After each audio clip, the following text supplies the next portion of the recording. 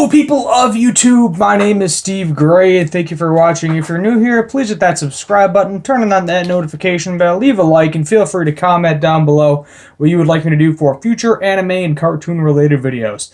So, holy crap, this went in a direction I didn't think it would go in at all. Re:Zero Season 2, Episode 11.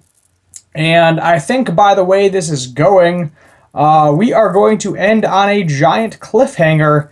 And we're going to have to wait until like December, I think, or was it January maybe, for the second part of Season 2, which is extremely unfair.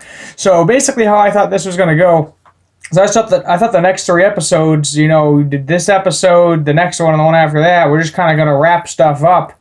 We wouldn't be left on a cliffhanger, and we would be good to go for the part 2 of Season 2, but no, they decided to 180 that biatch, and now I'm just confused. So basically, we start with Subaru talking to Beatrice.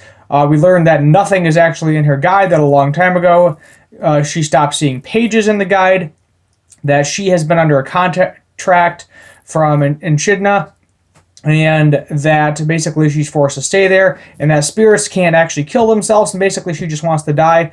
And basically she's like, you either need to be the person that breaks my contract or need to be the person that kills me. And then Elsa, the Devourer woman, shows up, and all hell breaks loose. She ends up killing Subaru by shanking him in the eye, which is weird because then he has like an eye patch over his self for like the next while, unless Beatrice somehow teleported him to safety as she was dying. Not exactly sure how that whole situation panned out. But Subaru died like, what, 2 or 3 times, I think, in this episode. Basically, we did get to see Beatrice's crazy shadow powers possibly kill this Elsa person. But in reality, no, that didn't actually happen. And Elsa somehow got out of it or tricked Beatrice into thinking she was dead and ended up killing Beatrice. And Beatrice was actually kind of happy because she's been waiting 400 years to die, basically. Roswell won't do it for whatever reason. I guess it's because Roswell is also under some sort of contract. So Roswell himself might be a spirit along with Beatrice also being a spirit. So we'll have to wait and see what happens with that, how that whole shebang plays out. But basically kills both of them. Great Rabbit shows up and ends up eating Roswell and most likely kills Subaru.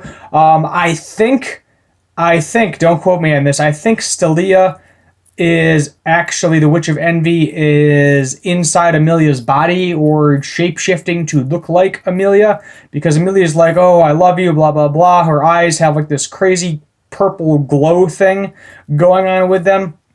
She says, I love you, multiple times, which she has never said to Subaru, and there's no indication that she is going to say to Subaru anytime soon, because Subaru hasn't completely won her over yet. Wink, wink, nudge, nudge to that. But basically, I think that she's in her body. So Roswell said that, oh, we needed to break Amelia's spirit for whatever reason.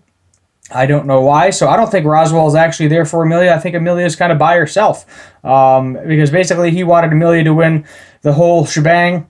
So that way Stelia possibly, I'm guessing that's who he's working for, can rule over everybody. Maybe. I don't really know. I'm thinking maybe Stelia herself is currently stuck in the sanctuary, but Subaru needs to beat the 3rd trial for that to happen. Roswell basically said, figure out that one thing you want and everybody else is kind of secondary, which is kind of messed up because he's basically saying, oh, you know, sacrifice all of your friends and the people that you like for that one person that you love, which is kind of really, really messed up and sounding very much so witch culty-ish, I guess is the best way to describe that. So I don't really know.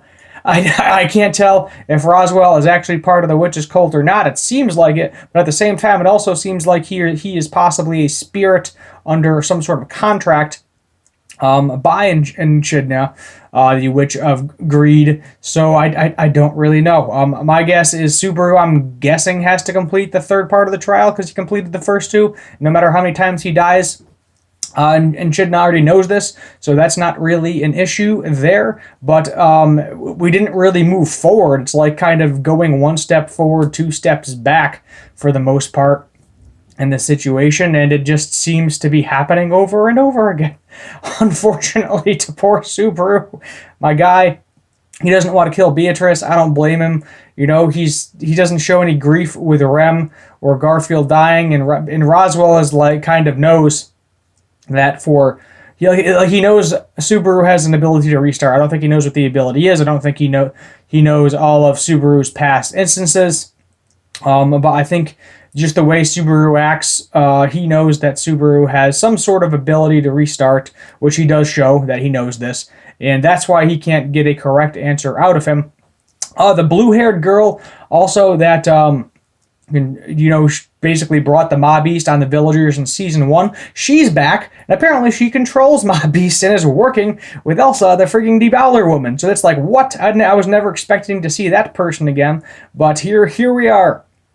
Here we are. So Subaru just died. It's restarting again, and he slowly dies in Amelia's lap as the episode kind of pans out, and that's kind of all she wrote for the episode. But wow, I was just on the edge of my seat like throughout this entire thing, because basically how I thought this was going to go and how it went are two opposite directions completely. Nothing I thought was going to happen in this episode actually happened, and now he is going to have to try to figure out the whole Roswell situation over and over again until he gets the correct answers from Roswell. What is that book? What does it do? Somehow it tells the future of some sort, or somebody is writing in it.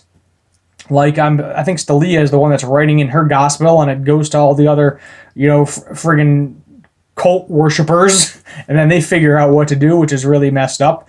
So I think maybe in Shidna, maybe that's her gospel, because Roswell said there's only 2. We already knew he had it.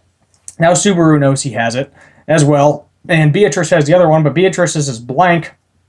And Beatrice was under the impression that, the reason that it, it doesn't show me pages is because I need to die. Like, no one that is going to break the contract is ever going to come through that door. It's been 400 years, and that's why she wants to die, because, she has this book, there's nothing in it. She's looking at literal empty pages, praying, hoping that something's finally going to get written on the final page, that special person is going to come in the door and break the contract. Subaru, I don't think is that person. I'll be honest with you. I don't think he's the one that's going to break that contract. I could be wrong. He might be, because he's the only part of the equation that makes sense.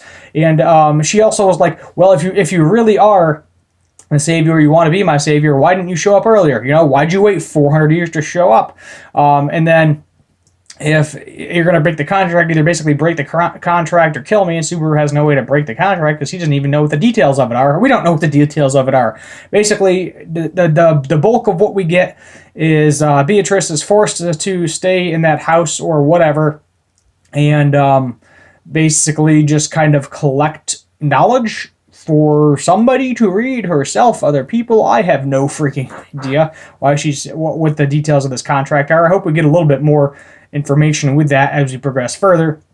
But it's like, basically, this episode was a total, mind freak type situation. Like freaking Chris Angel mind freak, if you remember that magician guy back on TV, 10 years ago. It's basically like, he thinks he's good to go. He thinks he's got everything planned out. But nope, he does not. The only thing I did notice is a while back, Roswell did tell, I think it was Subaru, to say something to Beatrice along the lines of, I am the one that has come to break the contract, or something along those lines. Maybe not that exact phrasing, but something along those lines that would get Beatrice on his side. And he never said that, so I don't know if he forgot about it or what's going on, because if he gets Beatrice on his side immediately, they can work. Interesting too, Beatrice also has the same ability as Subaru, kind of. She's a dark magic user, so she can use the Shamak to make the giant smoke screen, and then she could actually use it offensively too, and crystallize people, which I thought was really cool, even though somehow I want to really know how Elsa the Debowler woman got out of that, because it looked she was done. I was like, finally Subaru gets a little bit of relief, because he gets to see her die finally. He knows that she is a killable woman, but no, comes out of nowhere and freaking kills poor Lolly Beatrice. No, the Lolly fans are in an uproar and a rage, screaming, why? Why did you kill the only Lolly? Well, I guess there's Petra in there too, but Petra is dead at this point. R.I.P. Because blue-haired chick killed all of the villagers. Like, literally, why do you need to slaughter an entire village? There's got to be somebody important in the village. Like, because the villagers are constantly getting slaughtered, and crap is going after them all the time, and I don't think it's happening to the rest of the world. It's specifically those specific villagers under Roswell's Rosewall's jurisdiction. And I'm just sitting here like, why? Why? Who is in that group of people? Why do they constantly get attacked? What is the goal here? Is the goal to kill everybody that Subaru cares about, so that way the only person that's left is the Witch of Envy, so that way he has to love her? Because that seems like the goal of Stelia at this point in time. You know, with the whole I love you, I love you, I love you thing in the previous episodes. Her possibly taking over Amelia's body at this point in time, because that was not Amelia. The person we saw, 100% guarantee you that was not Amelia at all. That I think was something possessed her, or, you know, she was just mentally snapped because she lost the will to live because of the trial or something, because Subaru wasn't there. It's got to be something kind of along those lines, but I barely know what's going to happen next episode. This has just been one crazy episode. My guess for next episode is he's just going to have to get Rosewall to talk, get some more information about Rosewall, and then we will go from there, end the season on a giant cliffhanger now, and piss everybody off because they want more of Re:Zero Season 2.